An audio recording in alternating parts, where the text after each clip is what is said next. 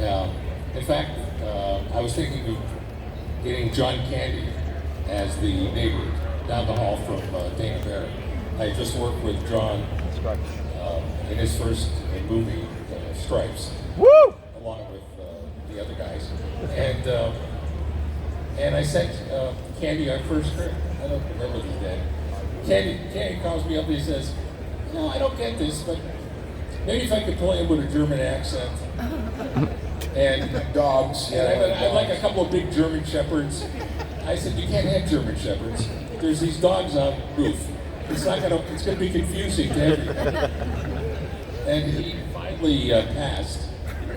And I knew Rick Moranis from Second City in Canada, and I knew him just as a friend in Canada. And I called him up and I said, "Look, will you please read this? I have sent it to John Candy, who has now decided not to do it because I just work with him. But I'm a big fan of yours, Rick. Please take a look." He called me, 30 minutes after he got the script, and he said, "John Candy's crazy. This is great. I do this." And he really, I told him we didn't really have a character. We knew he was going to be an annoying neighbor. That's sort of the idea that we had. And he just started building this character for himself, line by line, costume by costume, and just did a spectacular job. His whole body language. It's one of the great performances. Yeah, just beautiful. Wore his heart on his sleeve. He just loved Louis Tully. Yeah. William, what do you feel you were able to bring to Peck? And what qualities were you most proud of layering into him? Well, I think what I said was that he's one of those people, he had little and he got to some kind of place where he could wear something like a suit and had some kind of power. And it's one of those times when you haven't had anything, you finally get something and you're not going to give up.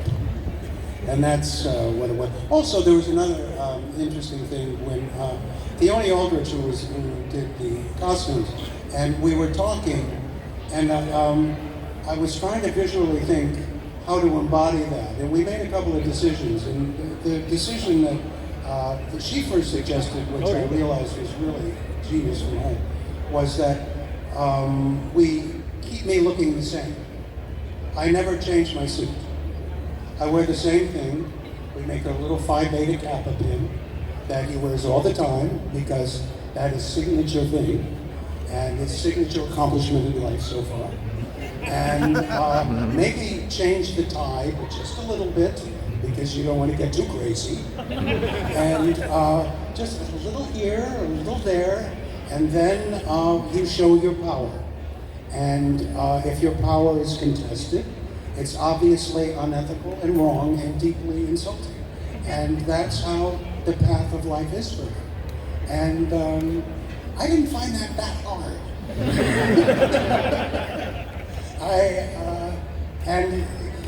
Also, it's a collaborative thing. I could come up with all these ideas, but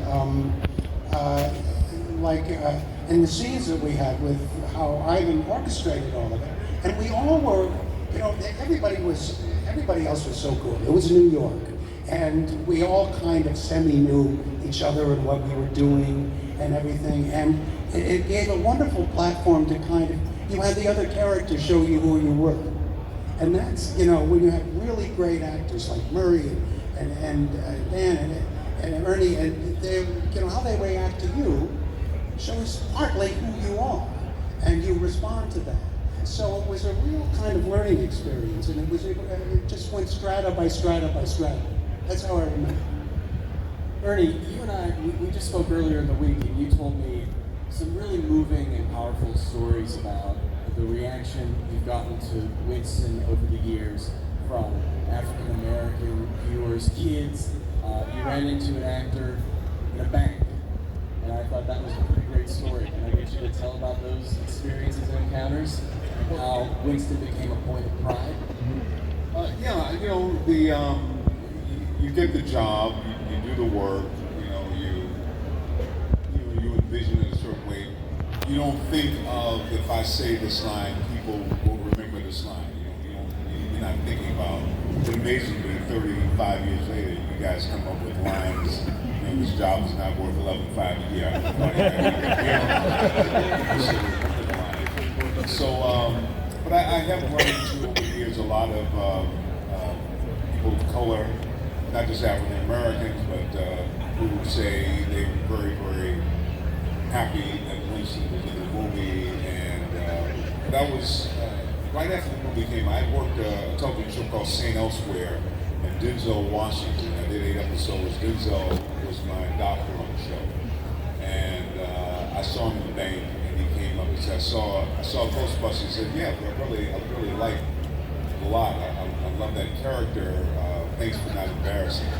And as an African American, I knew exactly what he meant, and it's kind of hard to sometimes explain to people outside of the community because so many shows you just feel the characters compromise in a way, and you feel that it reflects on you. So I think Winston, and even today at this event, a couple of people have come up and said how special it was to have Winston representing it.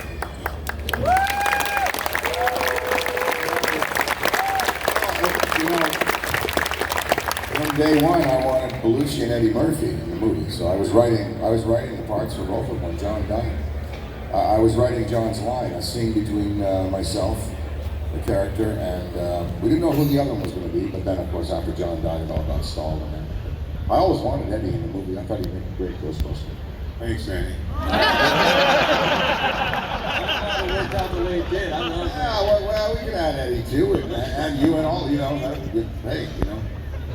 He would have been handsome in a way, but no, it worked out better this way, much better.